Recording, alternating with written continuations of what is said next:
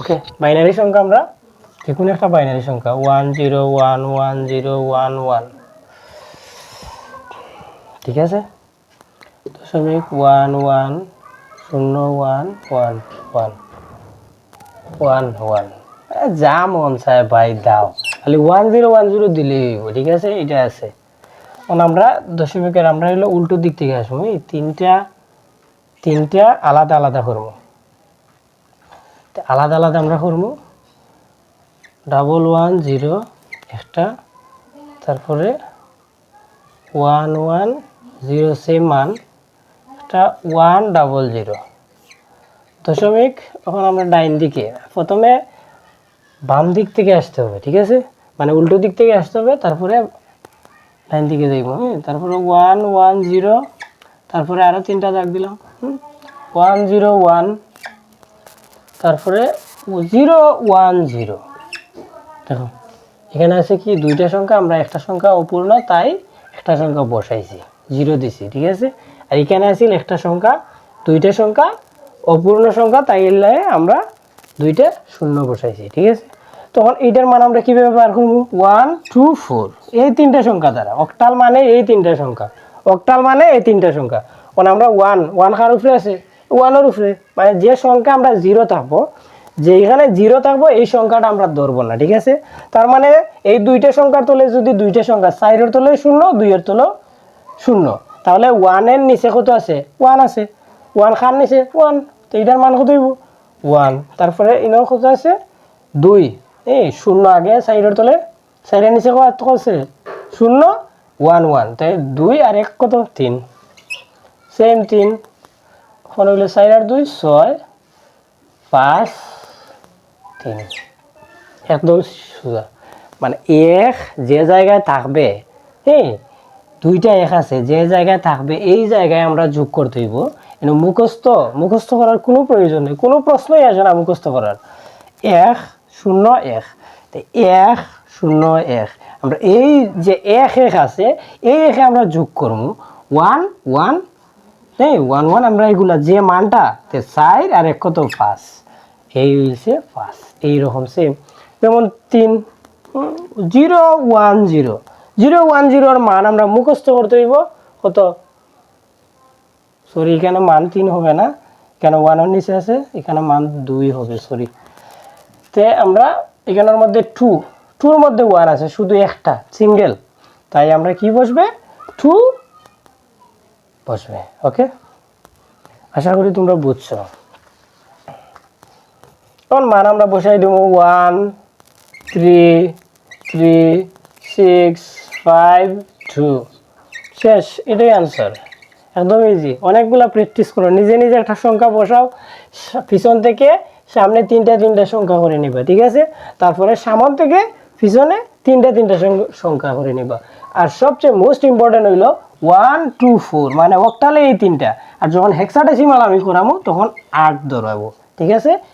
এটা কিভাবে, এটা পরবর্তীতে দেখাইছি অলরেডি, আগের ভিডিওতে পাবা, ঠিক আছে। 1 2 3 মানে এই তিনটা যদি আমরা বুঝি, যে কোনো বাইনারি মান আমরা মুহূর্তের মধ্যে আমরা করে নিতে পারবো, ঠিক আছে। 1 2 3, 4 আর 2 6 আর 1 7, মানে এটার ভ্যালু কত? 7। এই 7 এর ভিতরে এই বাইনারির লিমিট 0 থেকে 7, সরি বাইনারির লিমিট না, অক্টালের লিমিট 0 থেকে 7 অবধি, ঠিক আছে।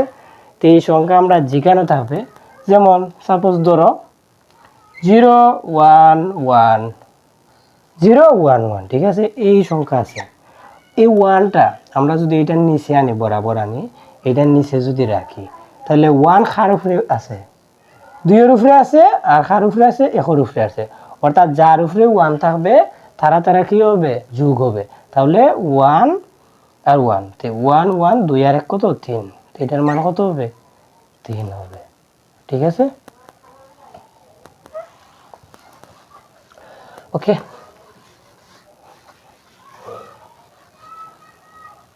আরেকটা বাইনারি থেকে অক্টাল।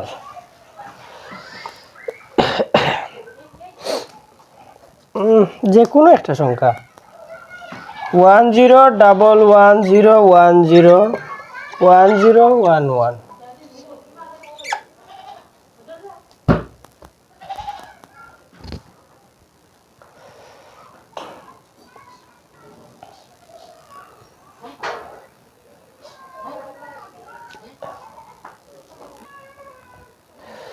ওকে, যেমন আমরা এখন কি করবো, সেম তিনটা তিনটা পিছন থেকে সামনে তিনটা তিনটা।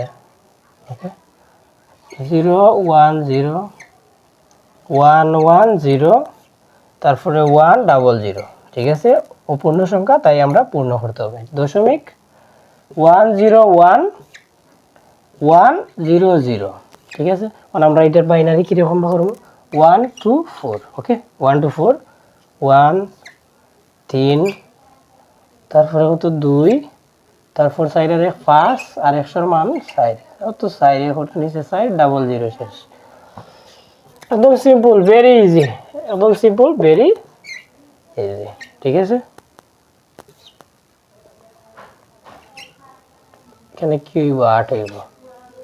দেখো, মানে বাইনারি থেকে অক্টাল, বাইনারি থেকে অক্টাল আমরা যে করবো, ঠিক আছে, তো বাইনারি থেকে অক্টালের অনেকগুলা, এত প্যারা নেওয়ার কোনো প্রশ্নই আসে না। বাইনারি থেকে অক্টালের জাস্ট খালি আমরা তিনটা সংখ্যা, আর যখন হেক্সাডেসিমালে আমরা রূপান্তর করবো তখন সাইডের দ্বিগুণ কত, 8। তখন আমরা 8 দ্বারা আমরা কি করবো, অঙ্কগুলা করবো। একদম ইজি, দেখো একদম ভেরি সিম্পল। বাইনারি থেকে সংখ্যা, বাইনারি থেকে অক্টালে কিভাবে দ্রুতভাবে মুখস্থ করতে হবে না, আমি দেখাই বইয়ের মধ্যে। যেমন সাপোজ ধরো বই, ধরো বইয়ের মধ্যে আমি দেখাই, অনেকগুলা দিছে। এটা একটা অক্টাল সংখ্যা, আর এটা হলো বাইনারি সংখ্যা।